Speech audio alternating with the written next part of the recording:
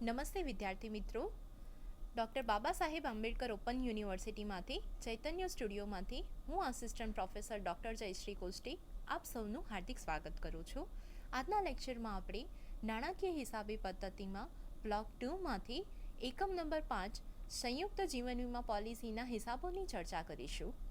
હવે આજના લેક્ચરમાં આપણે આ એકમમાં પ્રસ્તાવના, સંયુક્ત જીવન વીમા પોલિસીના પ્રીમિયમની નોંધણીની જે રીતો છે એ કુલ 4 રીતો છે. આજે ફક્ત આપણે એ 4 રીતોની નામ કહીશું અને એ 4 રીતમાંથી 2 રીતોની વિગત વખત ચર્ચા કરીશું.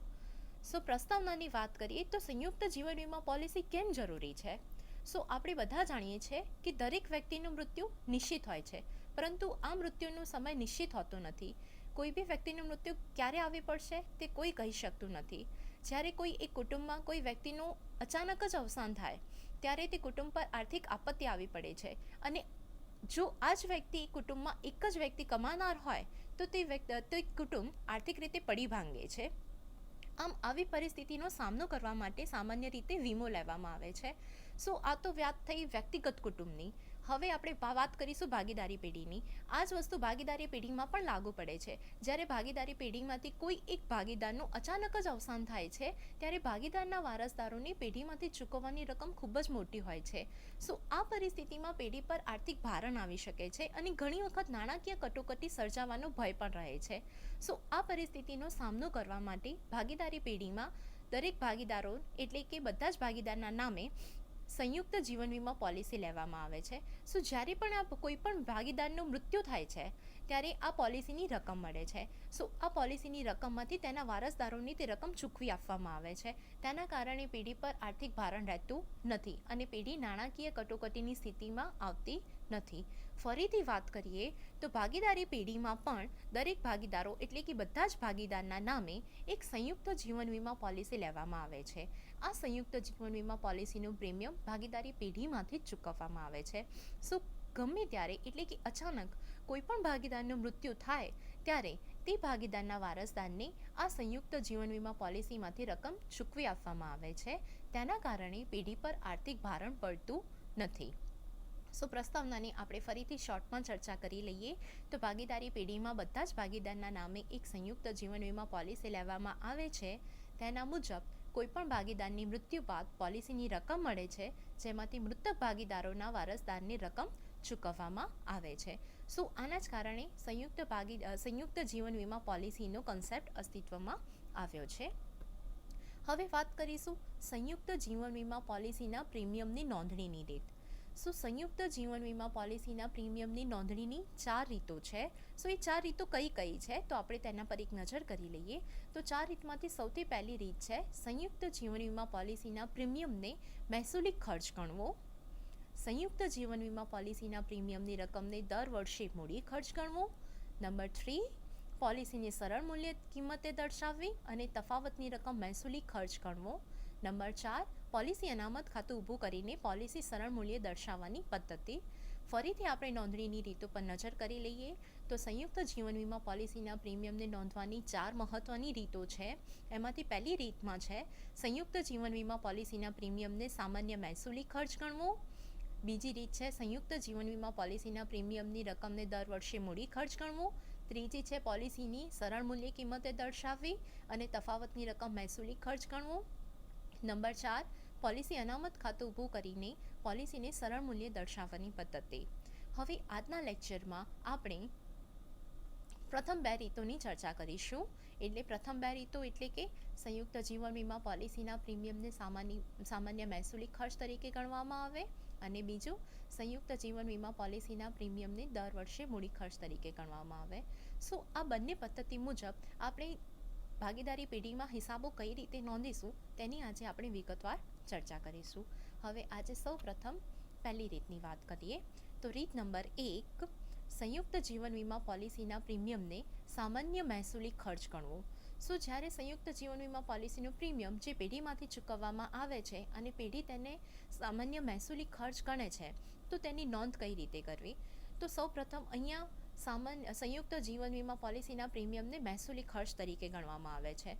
આમ ખર્ચ તરીકે ગણવામાં આવતો હોવાથી આ પ્રીમિયમની રકમને નફા નુકસાન ખાતે ઉધારવામાં આવે છે. જ્યારે પણ કોઈ ભાગીદારનું અવસાન થાય છે ત્યારે સંયુક્ત જીવન વીમા પોલિસીની જે રકમ મળે છે એ રકમને બેંક ખાતે ઉધારવામાં આવે છે અને સંયુક્ત જીવન વીમા પ્રીમિયમ ખાતે જમા કરવામાં આવે છે. અને આ પોલિસીની જે બી રકમ આવે છે તે ભાગીદારને તેમના નફા નુકસાનના પ્રમાણમાં વહેંચી દેવામાં આવે છે. ફરીથી આપણે વાત કરીએ તો જે સંયુક્ત જીવન વીમા પોલિસીનું જે પ્રીમિયમ છે તેનું ખર્ચ નફા નુકસાન ખાતે ઉધારવામાં આવે છે. જ્યારે પણ કોઈ પણ ભાગીદારની મૃત્યુ થશે ત્યારે તે રકમ આપણને સંયુક્ત જીવન વીમા પોલિસી દ્વારા મળી જશે. સંયુક્ત જીવન વીમા પોલિસી દ્વારા જે રકમ મળે છે તેને બેંક ખાતે ઉધારવામાં આવે છે અને સંયુક્ત જીવન વીમા પોલિસી ખાતે જમા કરવામાં આવે છે. આ પોલિસીની બાકીની જે બી રકમ છે એ રકમ ભાગીદારોને તેમના નફા નુકસાનના પ્રમાણમાં વહેંચી આપવામાં આવે છે.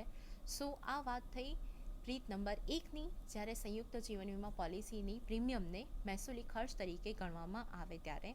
હવે આ પદ્ધતિ મુજબ આમનોંધ કઈ રીતે લખવામાં આવે છે તો એક વખત આપણે તેના પર નજર કરી લઈએ. તો નંબર ફર્સ્ટ પોઈન્ટ, જ્યારે પ્રીમિયમ ચૂકવવામાં આવે ત્યારે જ્યારે બી તમે પ્રીમિયમની રકમ ચૂકવો છો તો ત્યારે શું એન્ટ્રી કરવામાં આવશે? પ્રીમિયમ ખાતે ઉધાર તે બેંક/રોકડ ખાતે જમા.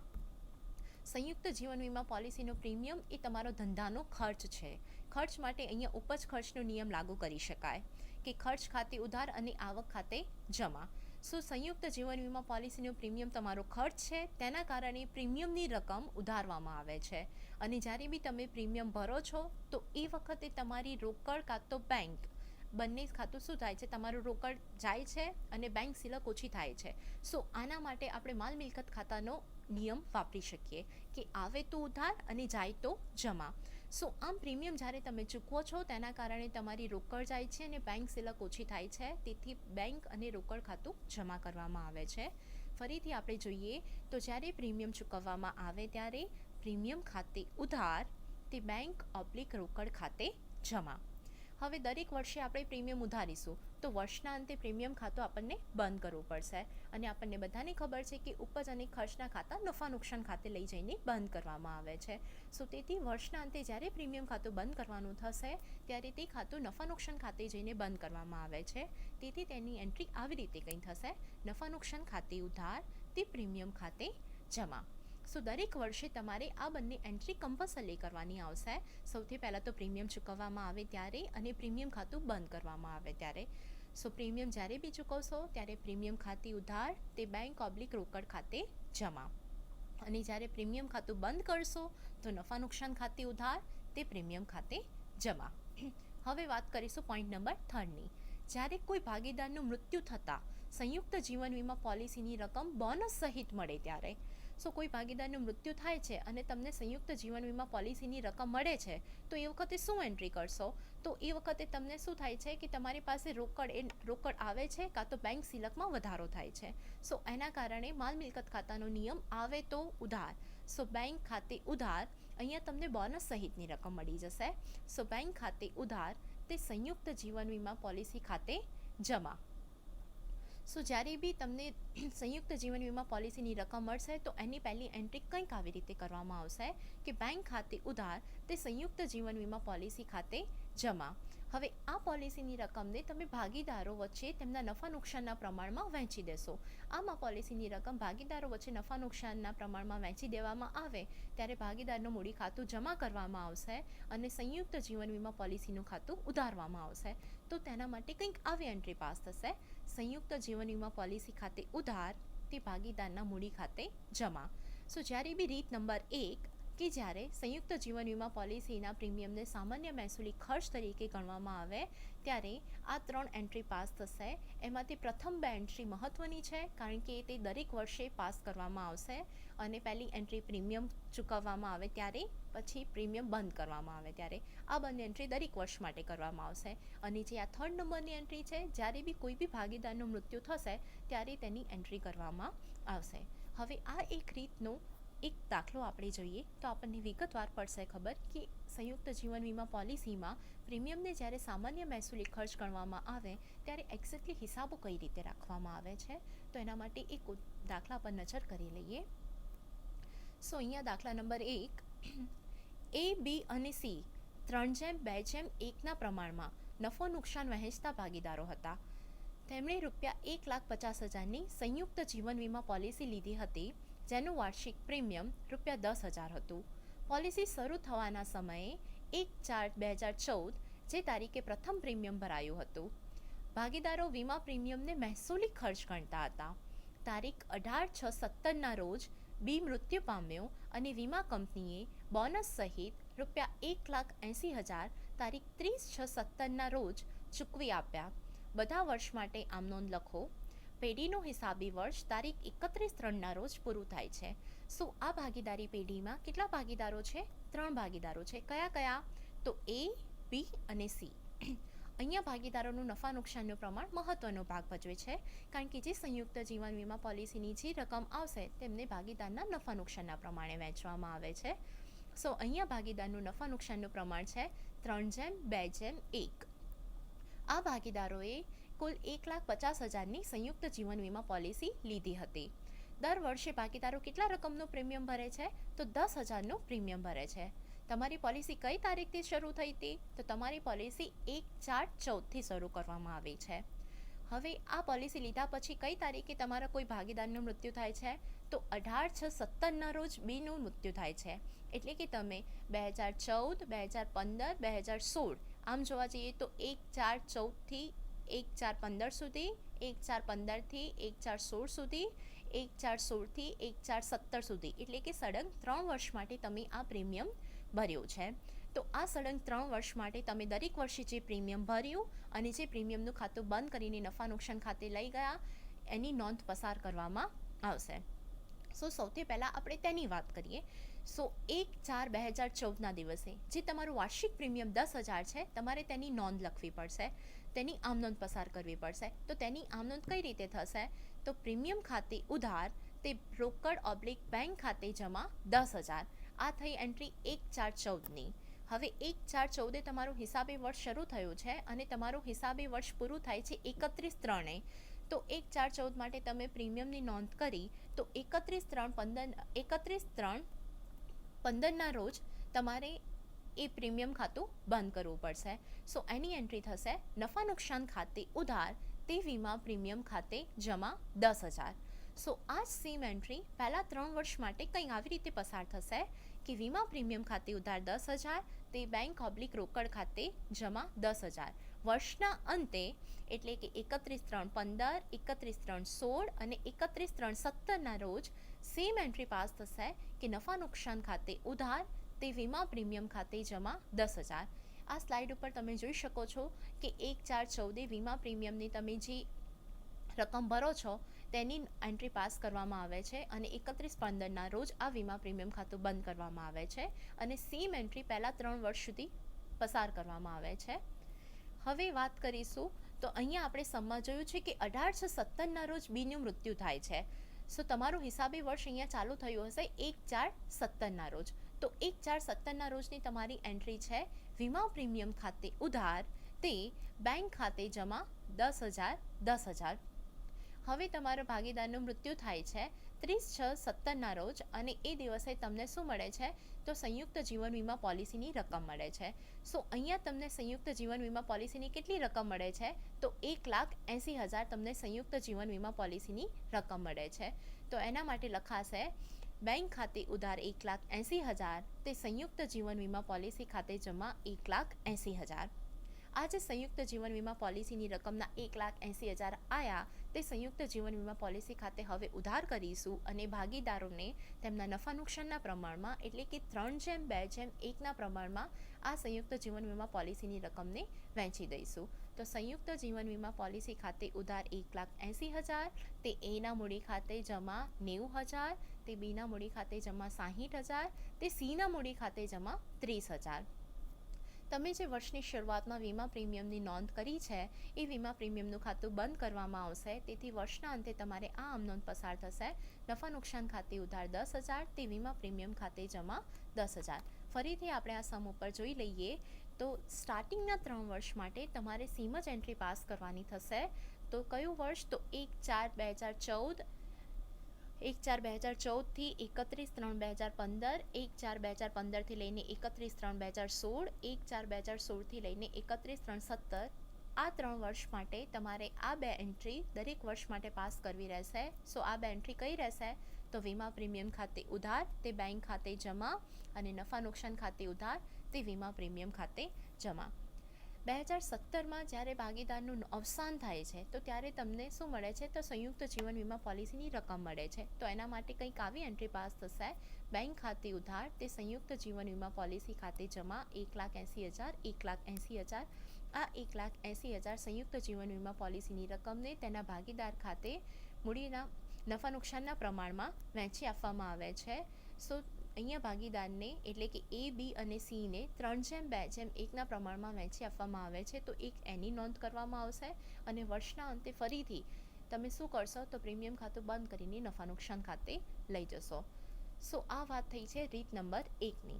રીત નંબર 1માં કંઈક આવી રીતે તમે હિસાબો મેન્ટેન કરશો.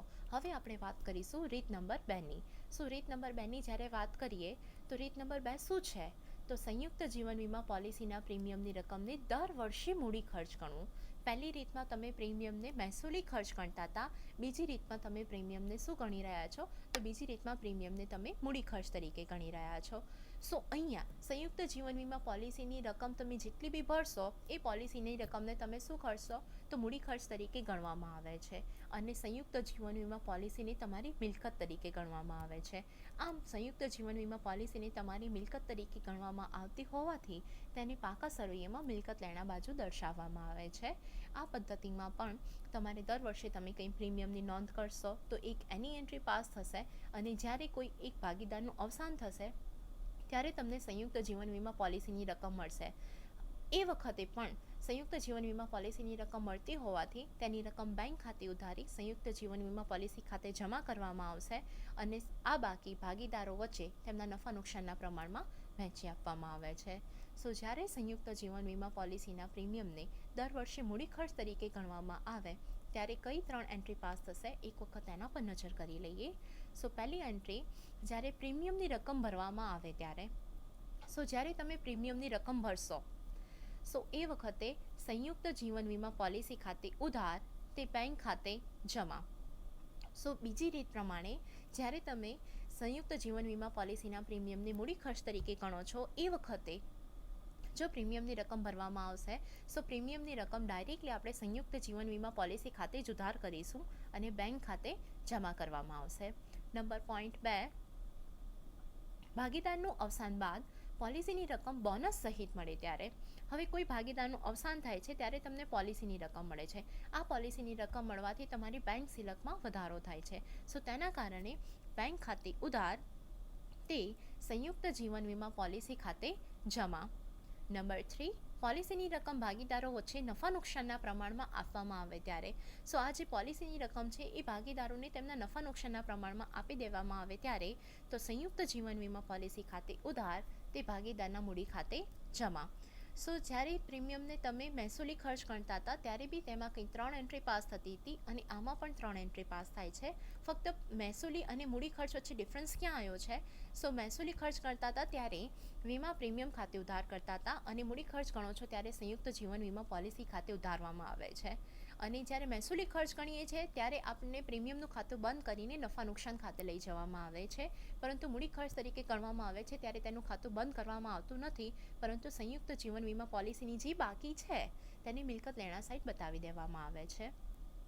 બાકી જ્યારે બી ભાગીદારનું અવસાન થાય છે ત્યારે પોલિસીની રકમ મળે છે, અને પોલિસીની રકમ ભાગીદારો વચ્ચે નફા નુકસાનના પ્રમાણમાં વહેંચવામાં આવે ત્યારે બંને મેથડમાં સેમ જ એન્ટ્રી પસાર કરવામાં આવે છે. સો જેવી રીતે આપણે રીત નંબર 1નો અગાઉ સમજ્યો હતો એવી રીતે આપણે રીત નંબર 2નો સમજીશું. સો દાખલા નંબર 2, કમલ, કિશન અને કરણ 2:2:1ના પ્રમાણમાં નફો નુકસાન વહેંચતા ભાગીદારો છે. તેમણે તારીખ 1/4/2014ના રોજ ₹1,00,000ની સંયુક્ત જીવન વીમા પોલિસી લીધી, જેનું વાર્ષિક પ્રીમિયમ ₹6,000 પેઢીમાંથી ભરવાનું છે. તારીખ 15/8/2016ના રોજ કિશન મૃત્યુ પામ્યો ત્યારે તેના મૂડી ખાતાની બાકી ₹25,000 હતી. તારીખ 31/3/2016ના રોજ વીમા કંપનીએ ₹1,20,000ની બોનસ સહિત રકમ ચૂકવી આપી. પેઢીએ કિશનના વારસદારોને તેના હિસ્સાની સંપૂર્ણ રકમ તારીખ 15/9/2016ના રોજ ચૂકવી આપી. ઉપરની વિગતના આધારે સંયુક્ત જીવન વીમા પોલિસી ખાતું તૈયાર કરો. સો આ દાખલામાં વીમા પ્રીમિયમની રકમને તમે મૂડી ખર્ચ તરીકે ગણો છો. સો ફરીથી આપણે એક વખત દાખલા પર નજર કરી લઈએ તો આમાં 3 ભાગીદારો છે. કયા કયા? તો કમલ, કિશન અને કરણ. તેમનું નફા નુકસાનનું પ્રમાણ કયું છે? તો 2:2:1. એમણે ક્યારથી સંયુક્ત જીવન વીમા પોલિસી લીધી છે? તો 1/4/2014થી તેમણે સંયુક્ત જીવન વીમા પોલિસી લીધી છે. આ પેઢીનું પ્રીમિયમ કેટલું છે? તો આ પોલિસી માટે 6,000નું વાર્ષિક પ્રીમિયમ ભરવામાં આવે છે. હવે કમલ, કિશન અને કરણમાંથી 15/8/2016ના રોજ કિશનનું મૃત્યુ થાય છે અને એ વખતે કિશનના મૂડી ખાતાની બાકી 25,000 હતી અને એનો હિસાબ 31/3/2016ના રોજ વીમા કંપનીએ 1,20,000 બોનસ સહિતની રકમ ચૂકવી આપી છે. સોરી, આ 31/3/2017 હશે. 31/3/2017ના રોજ વીમા કંપનીએ ₹1,20,000ની બોનસ સહિતની રકમ ચૂકવી આપી છે. પેઢીએ કિશનના વારસદારને તેના હિસ્સાની સંપૂર્ણ રકમ તારીખ 15/9/2016ના રોજ ચૂકવી આપી હતી. ઉપરની વિગતોને આધારે સંયુક્ત જીવન વીમા પોલિસી ખાતું તૈયાર કરો. સો હવે આપણે આની વાત કરીશું. સો સૌથી પહેલાં જે તમારો પોલિસીનું પ્રીમિયમ 6,000 છે તો તેની સંયુક્ત જીવન વીમા પોલિસીમાં કઈ રીતે અસર આવશે તો તેની જોઈશું. સો પેઢીનું પ્રીમિયમ 6,000 છે તો આ 6,000 પ્રીમિયમ ભરવા માટે તમારી આમનોંધ કંઈ આવી રીતે પસાર કરવામાં આવે છે. સંયુક્ત જીવન વીમા પોલિસી ખાતે ઉધાર તે રોકડ/બેંક ખાતે જમા 6,000. સો એની ખતવણી કરીએ તો સંયુક્ત જીવન વીમા પોલિસી ખાતે ઉધાર બાજુ આવી રીતે કંઈ લખાશે: 1/4/2014 બેંક ખાતે ઉધાર 6,000. હવે આ પોલિસીમાં આપણે જોયું કે આ પોલિસીની રકમ આપણને મિલકત લેણા બાજુ દર્શાવવાની રહેશે, એટલે કે કંઈક બાકી દર્શાવવાની રહેશે. સો 1/4/14ના રોજ તમે જે પ્રીમિયમ ભર્યું છે 31/3/15ના રોજ તેની બાકી આગળ લઈ જઈશું. સો એ કંઈ આવી રીતે લખાશે: વર્ષના અંતે બાકી આગળ લઈ ગયા 6,000. હવે 31/3/15ની બાકી આગળ લઈ ગયા 6,000 એ 1/4/15ની શરૂઆતની બાકી બનશે. એટલે સંયુક્ત જીવન વીમા પોલિસીમાં તેની એન્ટ્રી કંઈક આવી રીતે આવશે કે બાકી આગળ લાવ્યા 6,000. હવે 1/4/15ના દિવસે તમે બાકી આગળ લાવશો તેમજ આ વર્ષનું પણ પ્રીમિયમ ભરશો. એટલે કે 1/4/15ના દિવસે બીજી પણ કંઈ એન્ટ્રી પસાર થશે, જે એન્ટ્રી હશે બેંક ખાતે ઉધાર સંયુક્ત જીવન વીમા પોલિસી ખાતે ઉધાર તે બેંક ખાતે જમા. તેથી સંયુક્ત જીવન વીમા પોલિસીની ઉધાર બાજુ લખાશે બેંક ખાતે 6,000. આમ આગળના વર્ષના 6,000 અને આ વર્ષના 6,000 એટલે કે કુલ 12,000નું પ્રીમિયમ થયું. એટલે કે પોલિસી કંઈ આવી રીતે બતાવવામાં આવશે મિલકત લેણા બાજુ કે બાકી આગળ લઈ ગયા 12,000 અને સંયુક્ત જીવન વીમા પોલિસી ખાતે 12,000. હવે જે 31/3/2016ની આખરની બાકી 12,000 છે એ 1/4/16ના રોજ અહીંયા આગળ લાવવામાં આવશે. સો 1/4/2016ના રોજ બાકી આગળ લાવ્યા 12,000. સો બંને વર્ષના પ્રીમિયમની તમે અહીં બાકી આગળ લાવશો. સો અહીંયા આવશે બાકી આગળ લાવ્યા 12,000. સેમ તમે 2016-17ના વર્ષ માટે ફરીથી પ્રીમિયમની રકમ ભરશો. સો એના માટે એન્ટ્રી કંઈ પસાર થશે: સંયુક્ત જીવન વીમા પોલિસી ખાતે ઉધાર તે બેંક ખાતે જમા. સો તેથી સંયુક્ત જીવન વીમા પોલિસીની ઉધાર બાજુ 1/4/2016ના રોજ ફરીથી બેંક ખાતે 6,000 એક એમ એન્ટ્રી કરવામાં આવશે. હવે આ વર્ષમાં તમારા એક ભાગીદારનું મૃત્યુ થાય છે, કિશનનું મૃત્યુ થાય છે. સો કિશનનું મૃત્યુ થવાથી તમને 1,20,000ની સંયુક્ત જીવન વીમા પોલિસીની રકમ મળે છે. આ 1,20,000માંથી આપણે જોઈએ તો 1/4/2016ના રોજના બાકી આગળ લાવ્યાના 12,000 અને 1/4/2016ના રોજ જે તમે પ્રીમિયમ ભર્યું છે 6,000 એટલે કે કુલ 18,000 બાદ કરવામાં આવશે. સો આ 1,20,000ની સૌથી પહેલાં તો આપણે એની એન્ટ્રી કરી દઈએ.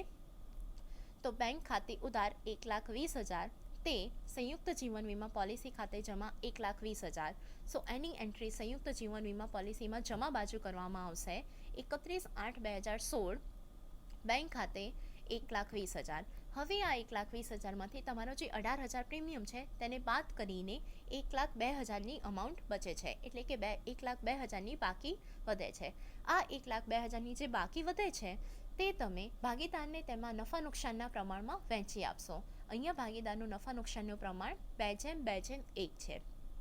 તો તેના કારણે આ 1,02,000માંથી કમલને 40,800 ચૂકવવામાં આવશે, કિશનને 40,800 ચૂકવવામાં આવશે તેમજ કરણને 20,400 ચૂકવવામાં આવશે. સો કંઈક આવી રીતે સંયુક્ત જીવન વીમા પોલિસીનું ખાતું તૈયાર કરવામાં આવે છે. જ્યારે તમે પ્રીમિયમને એટલે કે જીવન વીમા પ્રીમિયમને મૂડી ખર્ચ તરીકે ગણો છો ત્યારે ફરીથી આ ખાતા પર એક વખત નજર કરી લઈએ તો તમે 1/4/2014ના રોજ સંયુક્ત જીવન વીમા પોલિસી લીધી છે. સો તમે સંયુક્ત જીવન વીમા પોલિસી લીધી છે, એમાં પ્રીમિયમની અમાઉન્ટ 6,000 છે. સો પ્રીમિયમની અમાઉન્ટ તમે દરેક વર્ષે ભરશો એટલે સંયુક્ત જીવન વીમા પોલિસીમાં ઉધાર બાજુ બેંક ખાતે એમ પ્રીમિયમની નોંધ કરવામાં આવે છે 6,000. આ તમે બાકી આગળના વર્ષો માટે લઈ જશો એટલે 31/3/15ના રોજ આખરના દિવસે બાકી આગળ લઈ ગયા તરીકે 6,000 નોંધવામાં આવે છે. આ બાકી તમે નવા વર્ષે એટલે કે 1/4/15 ફરીથી લાવશો એટલે બાકી આગળ લાવ્યા તરીકે તમે 6,000 નોંધ્યા. સેમ આ વર્ષે બી તમે પ્રીમિયમની અમાઉન્ટ ભરશો એટલે કે 1/4/15ના રોજ ફરીથી પ્રીમિયમની અમાઉન્ટ કંઈક આવી રીતે નોંધવામાં આવશે. સંયુક્ત જીવન વીમા પોલિસી ખાતે ઉધાર તે બેંક ખાતે જમા. તેથી બેંક ખાતામાં તમે જમા બાજુ લખશો અને આપણે જે સંયુક્ત જીવન વીમા પોલિસી તૈયાર કર્યું છે તેમાં ઉધાર બાજુ લખીશું બેંક ખાતે 6,000. એમ આગળના વર્ષના 6,000 અને ચાલુ વર્ષના 6,000 એટલે કે તમારી સંયુક્ત જીવન વીમા પોલિસીની કુલ બાકી થઈ 12,000 જે તમે આગળના વર્ષ માટે લઈ જશો. તો 31/3/2016ના રોજ કંઈક આવી રીતે એન્ટ્રી પાસ થઈ છે, બાકી આગળ લઈ ગયા 12,000. હવે એ બાકી 1/4/2016ના દિવસે તમે ફરીથી આગળ લાવશો. સો બાકી આગળ લાવ્યા તરીકે 12,000. 1/4/2016ના દિવસે તમે ફરીથી 16/17ના વર્ષ માટે કંઈ પ્રીમિયમની રકમ ભરશો તો એના કારણે ફરીથી લખાશે બેંક ખાતે જમા 6,000 અને સંયુક્ત જીવન વીમા પોલિસી ખાતે ઉધાર 6,000. તો આમ સંયુક્ત જીવન વીમા પોલિસી ખાતે તમે શું કરશો, ઉધાર બાજુ અમાઉન્ટ લખશો 6,000 અને બેંક ખાતે લખશો 6,000. સો ટોટલ તમારો અત્યાર સુધીનો પ્રીમિયમનો ખર્ચ 18,000 થયો છે. 31/8ના રોજ તમને સંયુક્ત જીવન વીમા પોલિસીની રકમ મળી જાય છે 1,20,000ની. આ પોલિસીની રકમ મળશે તેથી સંયુક્ત જીવન વીમા પોલિસીમાં જમા બાજુ કંઈ એન્ટ્રી આવી રીતે પસાર કરવામાં આવશે. બેંક ખાતે ઉધાર તે સંયુક્ત જીવન વીમા પોલિસી ખાતે જમા 1,20,000 જે આપણે જોઈ શકીએ છીએ કે 31/8/2016ના રોજ બેંક ખાતું 1,20,000થી તમે શું કર્યું છે, ઉધાર કર્યું છે અને સંયુક્ત જીવન વીમા પોલિસીનું ખાતું 1,20,000થી જમા કર્યું છે. આ 1,20,000 પોલિસીની રકમમાંથી 18,000 તમારા પ્રીમિયમના છે જે બાદ કરીને તમારી બાકી રહે છે 1,02,000. સો આ 1,02,000 તમે હવે તમારા જે ભાગીદારો કમલ, કિશન અને કરણ છે તેમને તેમના નફા નુકસાનના પ્રમાણમાં એટલે કે 2:2:1ના પ્રમાણમાં વહેંચી આપશો. આમ વહેંચતા કમલને કંઈ 40,800, કિશનને 40,800 અને કરણને 20,400 એમ ચૂકવી આપવામાં આવે છે. સો આ વાત થઈ હતી સંયુક્ત જીવન વીમા પોલિસીની. પરંતુ હવે આપણે એક આમનોંધની વાત કરી દઈએ. આ દાખલા મુજબ તમને ક્યારે આમનોંધ લખવાનું કહેવામાં આવે તો આના ઉપરાંત છેલ્લે એક આમનોંધ પસાર કરવામાં આવે છે. અહીંયા જુઓ, 15/8/2016ના રોજ કિશન મૃત્યુ પામ્યો ત્યારે તેના મૂડી ખાતાની બાકી ₹25,000 હતી. સો આમ તેના મૂડી ખાતાની બાકી 25,000 હતી. તો આ 25,000 પ્લસ આ જે 40,800 છે કિશનના મૂડી ખાતાના એ બી એને ચૂકવી આપવામાં આવશે. સો આ બંને અમાઉન્ટ ટોટલ થઈને થશે 65,800. સો જ્યારે બી તમે આમનોંધની નોંધ લખશો તો ત્યારે બે આમનોંધ વધારાની પસાર થશે. એમાંથી આમનોંધ કંઈ આવી રીતે રહેશે, કિશનના મૂડી ખાતે ઉધાર 65,800 તે કિશનના વારસદાર ખાતે જમા 65,800 અને એક એન્ટ્રી લાસ્ટમાં એના વારસદારને રકમ મળી તેની કરવામાં આવશે કે કિશનના વારસદાર ખાતે ઉધાર 65,800 તે રોકડ / બેંક ખાતે જમા 65,800. સો આજે આપણે આ રીત નંબર 2માં સંયુક્ત જીવન વીમા પોલિસી ખાતું કઈ રીતે બનશે અને આ મૂડી ખર્ચ તમે જ્યારે પ્રીમિયમની રકમને મૂડી ખર્ચ તરીકે ગણશો ત્યારે આમનોંધ કઈ રીતે લખશું એની ચર્ચા થઈ ગઈ. આની સાથે સાથે જ્યારે સંયુક્ત જીવન વીમા પોલિસીના પ્રીમિયમને મહેસૂલી ખર્ચ ગણવામાં આવે ત્યારે કઈ રીતે હિસાબો લખી શકાય તેની ચર્ચા થઈ ગઈ. સો આજે આપણે મહત્ત્વની 2 રીતોની ચર્ચા કરી છે. આપણે ફરીથી એક વખત નજર કરી લઈએ. સો સંયુક્ત જીવન વીમા પોલિસીમાં પ્રીમિયમની નોંધણીની કુલ 4 રીતોમાંથી આજના લેક્ચરમાં સંયુક્ત જીવન વીમા પોલિસીના પ્રીમિયમને સામાન્ય મહેસૂલી ખર્ચ ગણાય ત્યારે અને સંયુક્ત જીવન વીમા પોલિસીના પ્રીમિયમની રકમને મૂડી ખર્ચ ગણાય ત્યારે હિસાબો કઈ રીતે નોંધી શકાય તે બંને એક ઉદાહરણ સાથે આપણે ચર્ચા કરી છે. હવે આપણે આગળના લેક્ચરમાં પોઈન્ટ નંબર 3 અને રીત નંબર 4 એની વિસ્તૃતમાં ચર્ચા કરીશું. So thank you very much.